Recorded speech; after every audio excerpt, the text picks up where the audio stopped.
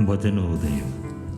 മാർക്കോസിൻ്റെ വിശുദ്ധ സുവിശേഷം അധ്യായം 1, 29 മുതൽ 39 വരെയുള്ള തിരുവചനങ്ങൾ.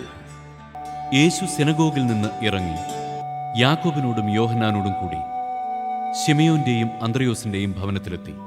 ശിമയോന്റെ അമ്മായിയമ്മ പനി പിടിച്ച് കിടപ്പായിരുന്നു. അവളുടെ കാര്യം അവർ അവനോട് പറഞ്ഞു. അവൻ അടുത്തു ചെന്ന് അവളെ കൈക്ക് പിടിച്ചെഴുന്നേൽപ്പിച്ചു. പനി അവളെ വിട്ടുമാറി. അവൾ അവരെ ശുശ്രൂഷിച്ചു.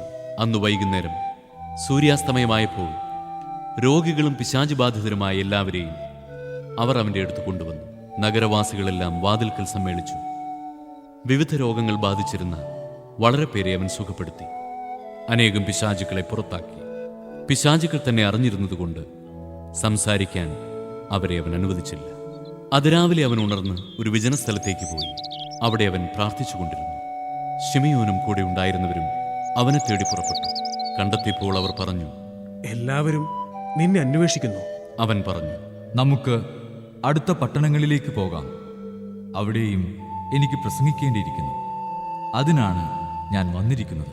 സിനഗോഗുകളിൽ പ്രസംഗിച്ചുകൊണ്ടും പിശാചുക്കളെ പുറത്താക്കിക്കൊണ്ടും അവൻ ഗലീലയിലുടനീളം സഞ്ചരിച്ചു. വചന വിചിന്തനം. ദൈവത്തിൻ്റെ സ്നേഹത്തിൻ്റെയും കരുണയുടെയും രക്ഷയുടെയും സുവിശേഷം പ്രസംഗിക്കുകയും രോഗികളെ സുഖപ്പെടുത്തുകയും പ്രാർത്ഥനയിലൂടെ ആത്മീയ ശക്തി നേടുകയും ചെയ്യുന്നതാണ് യേശുവിൻ്റെ പരസ്യജീവിതത്തിലെ 3 സുപ്രധാനമായ പ്രവൃത്തികൾ. സാബത്ത് ദിവസം സിനഗോഗിൽ പ്രസംഗിച്ചതിന് ശേഷം ശിമയോൻ്റെ ഭവനത്തിൽ ചെന്ന് ശിമയോൻ്റെ അമ്മായിയമ്മയെ സുഖപ്പെടുത്തി. വൈകുന്നേരം അനേകം രോഗികളെയും പിശാചുബാധിതരെയും യേശുവിൻ്റെ പക്കൽ കൊണ്ടുവന്നു. അവരെ എല്ലാവരെയും യേശു സുഖപ്പെടുത്തി. രോഗികളെ സുഖപ്പെടുത്തുന്നതിൽ യേശു ഒരിക്കലും മടുപ്പ് പ്രകടിപ്പിച്ചിരുന്നില്ല.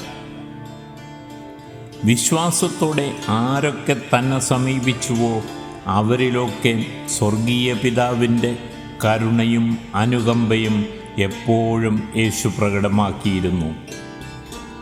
ക്രിസ്തുവിൻ്റെ കരുതലും സ്നേഹവും ക്ഷമയും നമുക്ക് ചുറ്റുമുള്ള എല്ലാവരിലേക്കും പ്രസരിപ്പിക്കുമ്പോഴാണ് യേശുവിൻ്റെ സുവിശേഷ പ്രഘോഷണം നമ്മുടെ അനുദിന ജീവിതത്തിൽ സാധ്യമാകുന്നത്.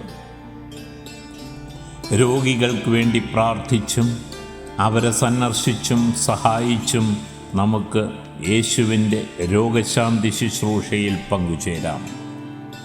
യേശു നമ്മെ സഹായിക്കും എന്ന വിശ്വാസത്തോടെ നമ്മുടെ വിഷമതകൾ അവിടത്തോട് പറയാം.